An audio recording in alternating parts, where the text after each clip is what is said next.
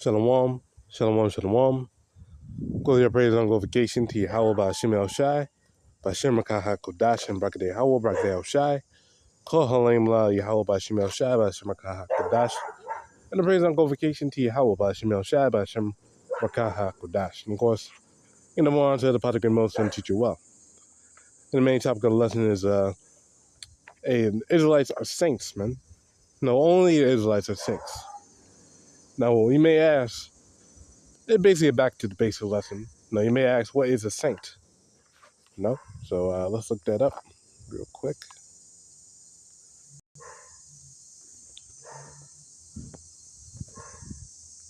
Melody. What is a saint? Because the person may ask, what's a saint? It basically means to be sanctified, man. Not to be cleansed. No, here we go. Saint as an adjective. Saint, if I'm saying it correctly, sancta means holy, divinely inspired, worthy of worship. Now, holy, pious, devout, holy, consecrated. Past principle of sincere, consecrate. So it's consecrated, man, or sacred. No? Now I'll look up the word consecrated. Look that up real quick. Word consecrated. Make or declare sacred by certain ceremonies or rites. To make holy. No, and the word holy means to be set apart, man. Like the word sacred. And also to break it down, the word consecrate means means with or together, and sacred means to make or declare sacred. Well, never explain it. But the word sacred means holy, hallowed, consecrated, or made holy by associated with divinity or divine things, or by religious ceremony or sanction, man. To make holy. No? Now let's get the word holy, because it all goes back to holy. So you might as well just get the word holy. No? And basically mean holy to be set apart, man. No? Now, I'm not mistaken, one of the definition means clean. To be clean, or cleansed. No? Sanctify. Something along the lines. But holy. Consecrated. See, it gives the same definition. Now, the words is like holy means sacred. And sacred means holy. Now, come on, man. No? You know? Whole. Uninjured. Health.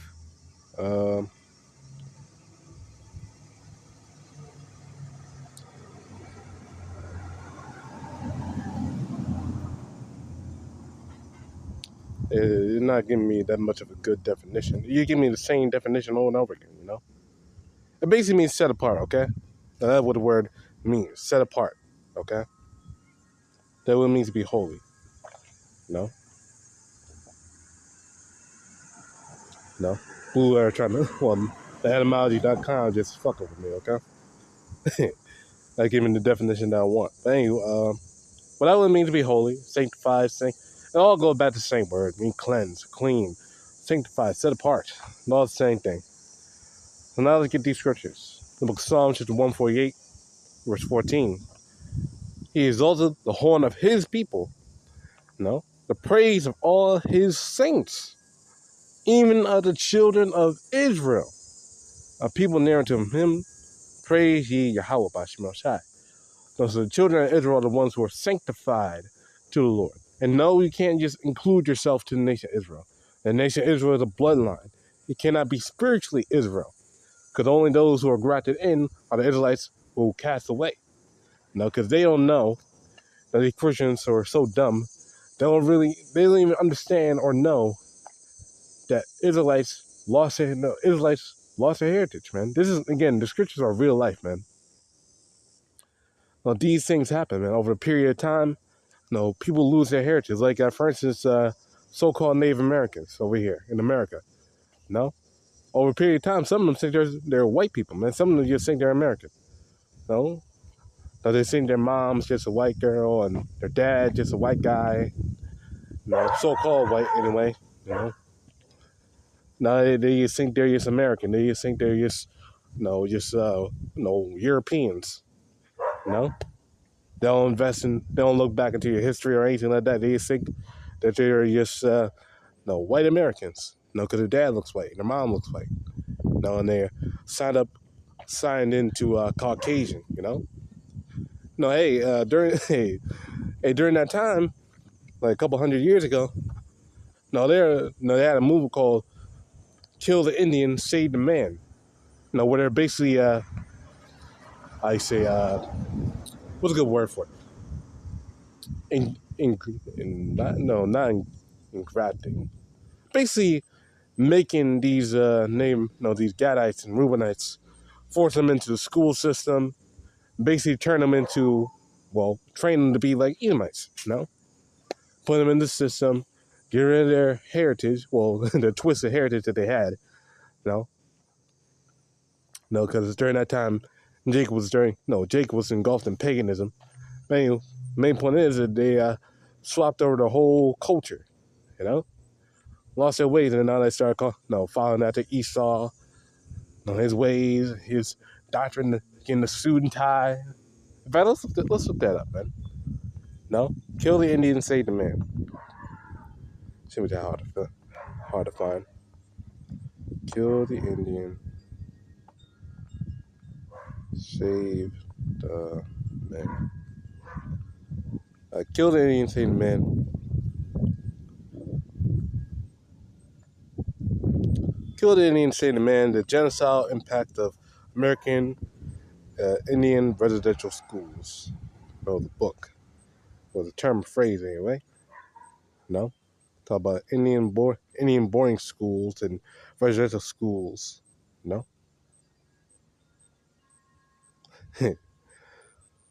So basically force them to go to school and go to Christianity, and learn English, just like the conquistadors did down south, with the Israelites and Zebulonites, and the Ephraimites. That's what they did down south. And that's what they did up here. See, this is what Esau does. Spread their pagan ass religion, man. And guess what? Majority of those people who got forcefully converted, because now they couldn't call themselves Native American. They had to be calling themselves a white people. Because they call themselves being a goddamn fucking Native American. They'll get fucked up, man. Esau fucked their ass up, man. So in order to be living in his society peacefully, while being disturbed, he had to convert, as they were doing right there. That's why a lot of these people nowadays, they don't even realize that they're Native American, man. They don't even realize their heritage go back to that. They just think they're so-called white people, man.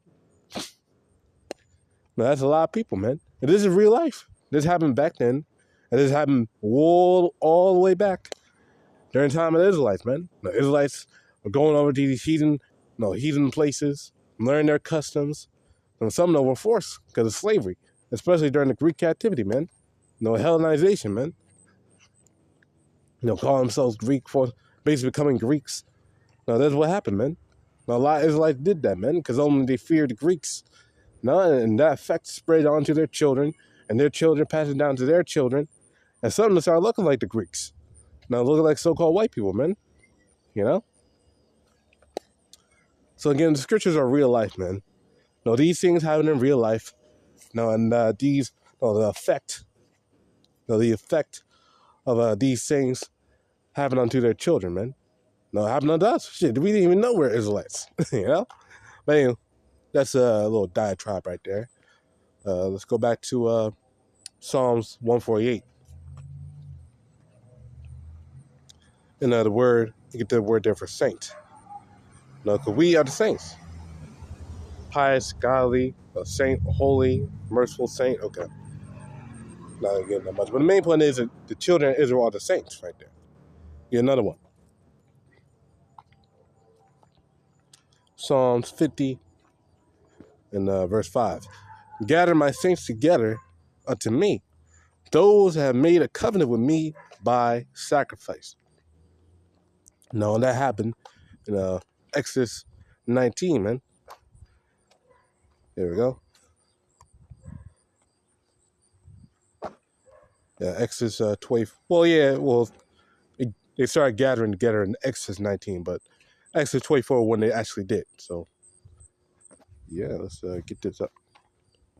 Exodus 24 and verse 3. And Moses came and told the people, and all those people over there were Israelites. Now, the mixed multitude were not called up. Read Exodus 19. No? Told the people all the works of Yahweh and all the judgments, and all the people answered with one voice and said, the words which Yahweh have said will we do. No, and there's a covenant. And Moses wrote all the words of Yahweh and rose up early in the morning and built an altar up under the hill and 12 pillars according to the 12 tribes of Israel. No, so all 12 tribes of Israel got underneath that covenant, man. All 12 tribes. And he set young men of the children of Israel, which offered burnt offerings and offered peace offerings of oxen unto Yahweh. So this offering, this blood, was sprinkled on the people. Let's keep going. And Moses took half of the blood and put it in basins, and had the blood he sprinkled on the altar. And he took the book of the covenant and read in the audience of the people. And they all said, and they said all that Yahweh has said we will do, and will be obedient. And Moses took the blood and sprinkled it on the people, and said, behold, the blood of the covenant which Yahweh hath made with you concerning all these words. No? And this was done to the Israelites, man. And let's get another one to prove that real quick. Exodus 19. Let's go down to start straight. Moses went up to Yahweh, and Yahweh called unto him on the mountain, saying, thus shalt thou say to the house of Jacob, to the children of Israel, ye seen what I did to the Egyptians, how I bare you on eagle's wings, and brought you unto myself.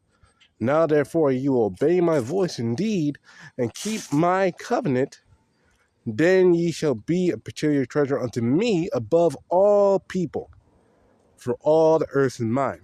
No? And the Lord made a covenant with the nation of Israel, man. A new covenant with the nation of Israel. Now read Jeremiah 31, man. No? No, to the house of Israel. No, to the house of Judah and the house of Israel. No? All 12 tribes, man. And ye shall be unto me a kingdom of priests and a holy nation. These are the words which thou shalt speak unto the children of Israel. Not a mixed multitude, to the children of Israel, man.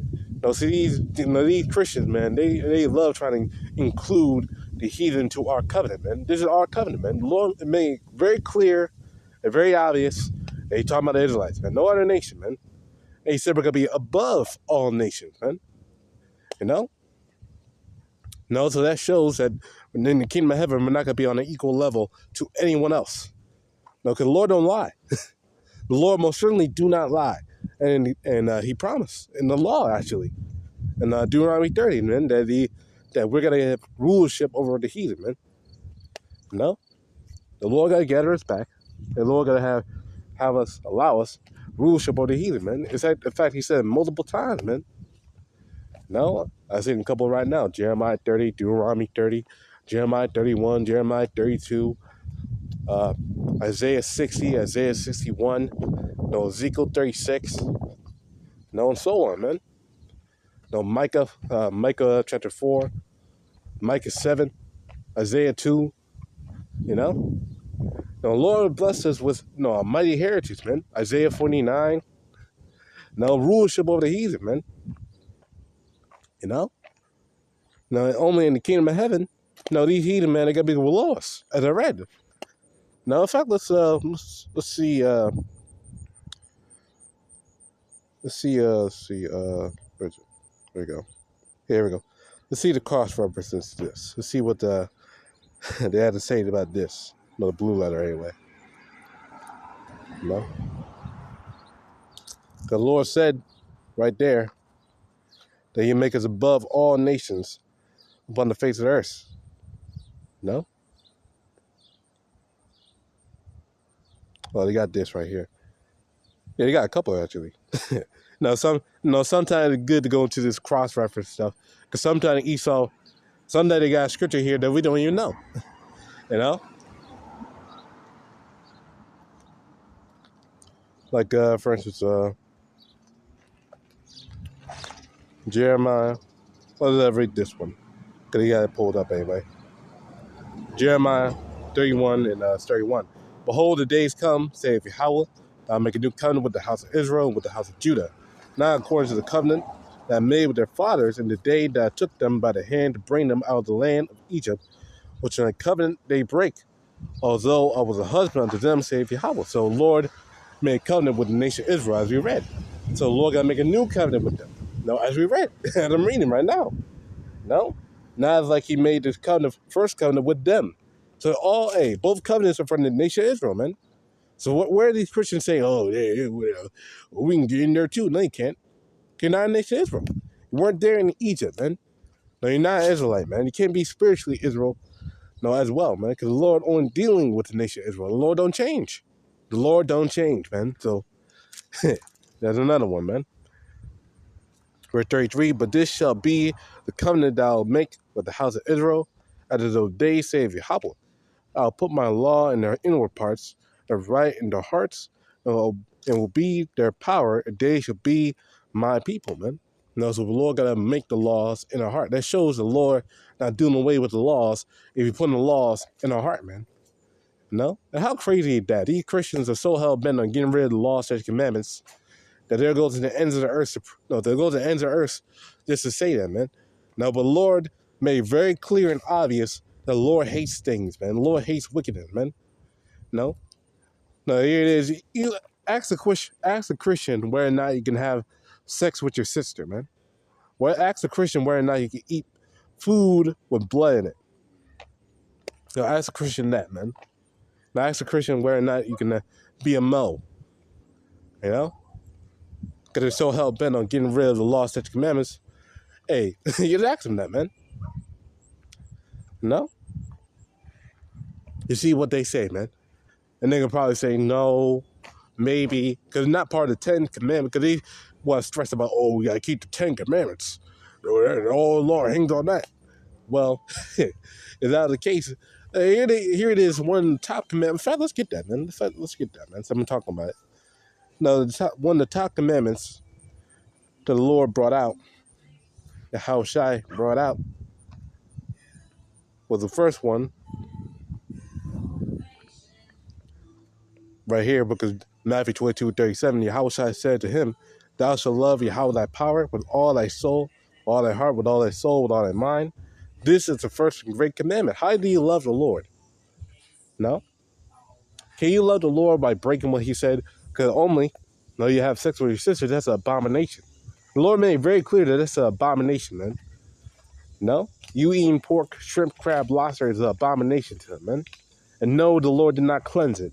Why the fuck will he cleanse something that he hates and made an abomination, man? See, you guys got ass backwards, man. The Lord didn't clean unclean food. He made it unclean for a reason, man. No, you can't eat unclean food. That's literally the point. You can't eat that shit, man. You know? You can't commit adultery, man. No? No, you can't commit adultery. You can't steal. You can't... you see, that's another thing, too. How the hell are you loving the Lord? Well, you're asking being a robber, a thief, a witch. Can you be a witch? In goddamn Christianity, can you be a witch?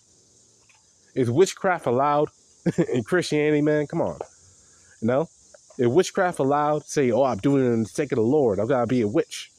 I got to make some sort of goddamn concoction and potion. Or put a goddamn fucking, I don't know. Peace sign or some shit. I don't know, man. I don't know what the fuck witches do. With whatever. No, they'll say some goddamn crazy ass words and dribble out of my mouth. Those who put a spirit on someone. No? These dudes are crazy. They're bugged out, man. No, but hey, according to these stupid ass Christians, oh, that's allowed because the law is done away with. But man, this is why the law, you gotta kill a lot of people, man. They're abominable, man. In fact, let's get the prophecy on that, man. Hey, if you can just eat unclean foods and just do whatever the hell you want to do, let's get this. Isaiah 66. No, you just do whatever the hell you want to do because, Lord just don't care anymore. No, the Lord just allowed everything. No, everything. Bullshit. Anyway, Isaiah 66. Damn, I haven't got this one a little bit, man. Hold up. Oh, here we go. Isaiah 66, start with 17. They that sanctify themselves and purify themselves in the gardens behind one tree in the midst, eating swine's flesh, and the abomination, and the mouse shall be consumed together, saith Yahawah. No, so they're eating goddamn abominable foods. Why, again, the Lord just changed his mind now, which he don't do, ever. The Lord don't change his fucking mind. If you making all these promises to kill these dudes, and now all of a sudden, oh, I have a change of heart, you guys can eat now, then the prophecy is a lie. Because this is the prophecy, might I add. No? We're reading the NLT. Those who consecrate and purify themselves in a sacred garden, in a secret garden with its idol in the center, feasting on pork and rats and other detestable meats, will come to a terrible end, says Yahawah, BAHASHAM. But no, if you pray in the Lord's name of Jesus, then that meat is clean. You can do whatever you want. Man, shut up, man. Shut the fuck up, man. No. The Lord gonna kill your ass if you do this shit, man. No? Especially you call upon Jesus. No, there ain't no fucking Jesus. YAHAWASHI, that's his name. That's the true name of the Lord, man. Whether you like it or not, man. That's his true, no, unadulterated name, man. No, YAHAWASHI, man. The name of the Heavenly Father is Yahawah. And both need to be worshipped or honored. No? Severely, man. As a side note, man. No? But anyway, the main point, that's basically the main point there, man. Low on the other side, go here, praise on glorification to Yahawah, BAHASHAM, QADASH, and Shalom.